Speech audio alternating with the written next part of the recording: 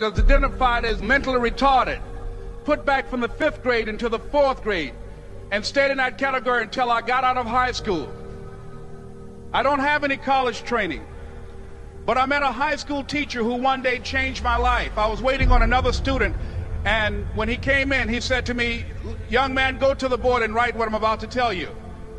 And I said, I can't do that, sir. He said, "Why not?" I said, "I'm not one of your students." He said, "It doesn't matter. Follow my directions now." I said, "I can't do that, sir." He said, "Why not?" I said, "Because I'm educable mentally retarded." And he came from behind his desk and he looked at me. He said, "Don't ever say that again. Someone's opinion of you does not have to become your reality." And as he talked, my heart began to beat fast. Tears began to run down my eyes, and I was in the back just listening to him, because the speech he was giving, that speech was for me. And he said, "Les Brown," he said, "if you want to do anything worthwhile in life, you've got to be hungry." I told Mr. Washington I wanted to become a disc jockey. And so I started working to develop myself. He said, "I want you to practice every day being a disc jockey." I said, "But I don't have any job now." He said, "It doesn't matter." He said that it's better to be prepared for an opportunity and not have one than to have an opportunity and not be prepared. And as I was working to develop myself, I applied for a job as a disc jockey, WMBM on Miami Beach.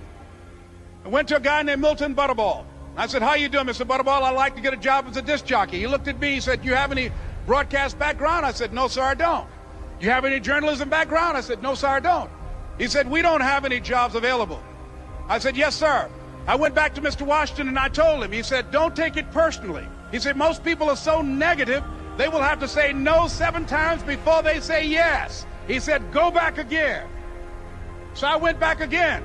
I said, "How you doing, Mr. Butterball? My name is Les Brown." He said, "I know what your name is. What do you want?" I said, "I'd like to know whether or not you have any jobs for disc jockey, sir." He said, "Didn't I just tell you yesterday we didn't have any jobs?" I said, "Yes, sir, but I know whether or not somebody got laid off or somebody was fired, sir." He said, "No one was laid off or fired. Now get on out of here." I came back the next day like I was seeing him for the first time. I said, "Hello, Mr. Butterball, how are you?" He looked at me with rage. He said, "Go get me some coffee." I said, "Yes, sir." And I went to get him some coffee. After a while, I would get their lunch and dinner, and I would go in the control rooms and take the disc jockeys their food, and I would not leave until they would ask me to leave. One Saturday afternoon, while I was at the radio station, a guy named Rock was drinking while he was on the air.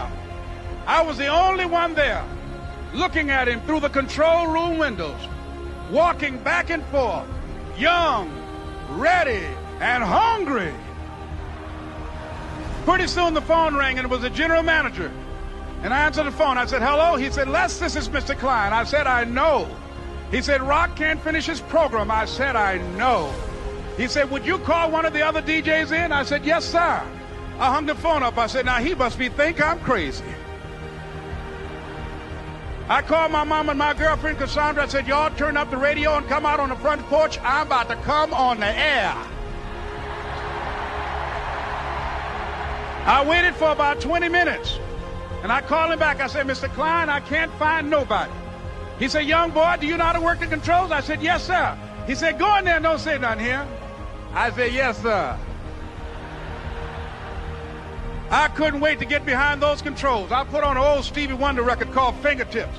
I sat down behind that turntable. I said, "Look out, this is me, LB Triple P, Les Brown, your platter playing papa. There were none before me, and there will be none after me. Therefore, that makes me the one and only. Young and single and love to mingle, certified, bona fide, indubitably qualified to bring you satisfaction, a whole lot of action. Look out, baby, I'm your love man." I was hungry.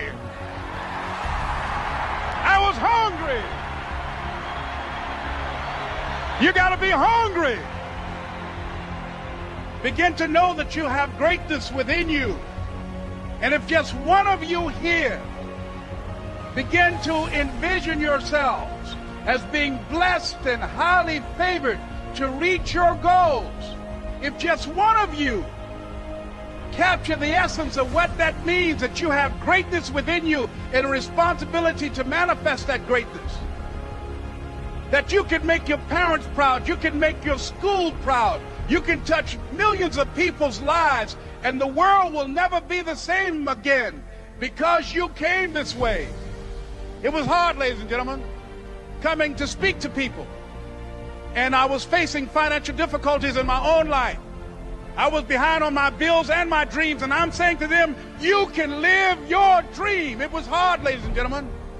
It was very difficult to pick myself up each day believing that I could do it. There were times that I doubted myself. I used to ask myself, can I do this? And something said within me, you're the one. Don't give up on your dream. By continuing to push forward, by continuing to run toward my dream, that one day I would have my own talk show. It's a long shot, ladies and gentlemen, from Liberty City, an abandoned building on a floor, never knowing my mother or father. It's a long shot. Being here with you today in this dome in Atlanta, it's a long shot. No college training, labeled educable, mentally retarded, but I kept running toward my dream. Don't stop. Don't stop running toward your dream.